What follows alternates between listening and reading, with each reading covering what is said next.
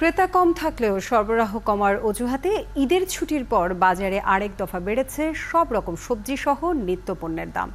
এক সপ্তাহের ব্যবধানে পেঁয়াজ ও আলুর দাম কেজিতে বেড়েছে 10 টাকা, সোনালী মুরগির দাম কেজিতে 20 টাকা বেড়েছে। তবে কিছুটা কমেছে ব্রয়লার মুরগির দাম। রহিম রুমনের প্রতিবেদন। ঈদের ছুটির পর প্রথম শুক্রবার সকালে মোহাম্মদপুর টাউন হল বাজারে ক্রেতা ছিল বেশ কম। ক্রেতা কম থাকলেও কম নেই নিত্যপণ্যের দাম। ঈদের আগে 40 টাকায় বিক্রি হওয়া সবজি বিক্রি হচ্ছে 60 টাকায়। ক্রেতাদের দাবি, ব্যবসায়ীদের নানান ছুতোয় নাজেহাল তারা। 60 টাকা কিনতেছেন, পরশু 80 টাকা, 120 টাকা।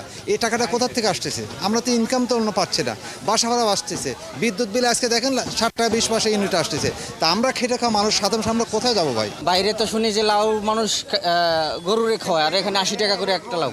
আলুর দাম বাড়ছে, পেঁয়াজের দাম বাড়ছে, ইত্যাদি সবকিছুতে বেশি। বিক্রেতাদের দাবি, ঈদের পর সরবরাহ কম থাকায় সব ধরনের সবজির দাম পাইকারিতেই বেড়ে গেছে। তারা বলছেন, নগরবাসীর বড় অংশ ফিরে না আসায় ব্যবসাও তেমন ভালো না। উস্তা আছে হলো 80 টাকা, করলা 80 টাকা, লাউ ব্যস্ত আছে 50-40, সব জিনিসের দাম কম মোটামুটি। তারপর হলো শসা আছে হলো 60 টাকা, হাইব্রিড শসা আছে 40 টাকা। ঈদের পরে 2-1 দিন দাম বেশি ছিল, এখন দাম কমছে। আদা রসুন আগে দাম আছে, আলু পেয়েছি দামটা বেশি। রোজায় মাছের চাহিদা কম থাকায় ঈদের পর বেচা বিক্রি কিছুটা বাড়লেও দাম বাড়তি। ঈদের আগে বেচা কিনা খারাপ ছিল, মাছ বেচা কিনা তেমন হয় নাই, মানুষ খাইতো কম।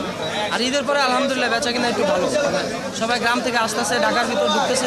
কমার দিকে নাই, এখন আকাশচুম্বী, মানুষের ক্রয় ক্ষমতার বাইরে।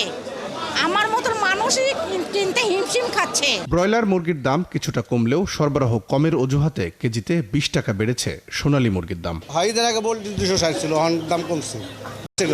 ঈদের বাজার গেছে, এখন মানুষ আসলে আবার বেচা কিনি হবে। আগে 2টা হয়েছে, এখন 1টা হইতেছে। গরুর মাংসের দাম নতুন করে না বাড়লেও কেজিতে বিক্রি হচ্ছে 750 থেকে 780 টাকা পর্যন্ত। রহিম রুমন, 71, ঢাকা।